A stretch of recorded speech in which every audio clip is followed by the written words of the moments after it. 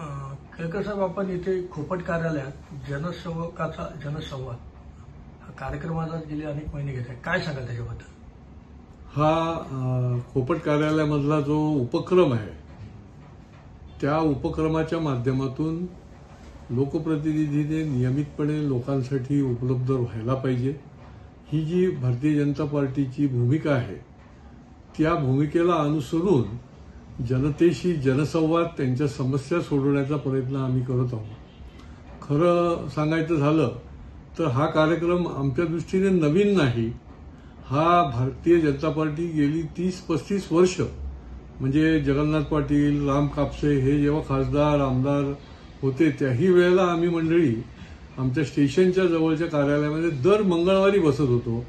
आता या निमित्ताने खोपट भारतीय जनता पार्टीच्या कार्यालयात सोमवार आणि शुक्रवार असतो। या कार्यक्रमाच्या बद्दल निश्चितपणे मला अतिशय समाधान आहे की या शहरामधली किंवा शहराच्या बाहेरची कुठलीही व्यक्ती येत असते। अनेक प्रश्न जे आहेत हे व्यक्तीला असतात, समूहाला असतात, काही शासकीय पातळीवर असतात, काही महापालिकेचे असतात, काही बँकांचे असतात, काही फसवणुकीचे असतात आणि त्या विषयांचं आपल्याला त्याची सोडवणूक करण्याचा आमचा हा प्रयत्न असतो। या गेल्या जेव्हापासून हा इथे आम्ही खोपट येथे सुरू केला त्याच्यामध्ये पुनर्विकासाचे अनेक प्रश्न मार्गी लागले की पुनर्विकासामध्ये अनेक अडथळे आले, विकासकांनी फसवणूक केली। SRA चे प्रोजेक्ट जे आहेत ते SRA चे प्रोजेक्टच्या दृष्टीने देखील लोकांची वर्षानुवर्ष फसवणूक झालेली, ते प्रश्न इथे आले, त्याचीही सोडवणूक झाली। काही व्यक्तींचे प्रश्न की काही जणांची अडवणूक केलेली असते, त्याचे पैसे जे आहेत ते परत दिले जात नाहीत, पैसे भरलेले जे आहेत ते कॅन्सल करायचं असेल एखादं बुकिंग तर ते पैसे परत दिले जात नाहीत विकासकाकडनं। मग विकासक असतील, आर्थिक फसवणुकीचे असतील किंवा प्लेसमेंटचे देखील तरुणांची फसवणूक मोठ्या प्रमाणात होते, ते देखील माझ्याकडे या उपक्रमामध्ये येतात आणि त्यांना फसवणूक करून त्यांच्याकडे पैसे लाटले जातात, ते देखील परत मिळवून देण्याचं काम या माध्यमातून झालेलं आहे। उपक्रमाच्या माध्यमातून निश्चितपणे हा अतिशय केवळ दिखाव्याकरता नाही तर फलदायी अशा प्रकारचा हा उपक्रम आहे, ज्याच्यातून ती व्यक्ती किंवा समूह जो आहे तो त्याचं काम झाल्यानंतर हसतमुखाने परत जायला पाहिजे। काही वेळेला पाठपुरावा करायला लागतो, खूप दिवस करायला लागतो, पण शेवटपर्यंत तो त्याचं जर काम न्याय्य असेल तर तो आम्ही करतो आणि त्याचं यश देखील मिळतं।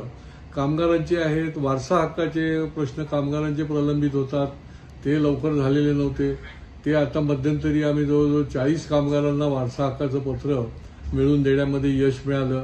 असे एक नाही अनेक वर्तकनगरमधले फसवणुकीचे आहेत। पाणी कर आत्ताचा लेटेस्ट प्रश्न म्हणजे त्यांना पाणी कर लादला होता तिथल्या म्हाडाच्या इमारतींना, तर त्या संबंधातली प्रश्न घेऊन लोक आले होते।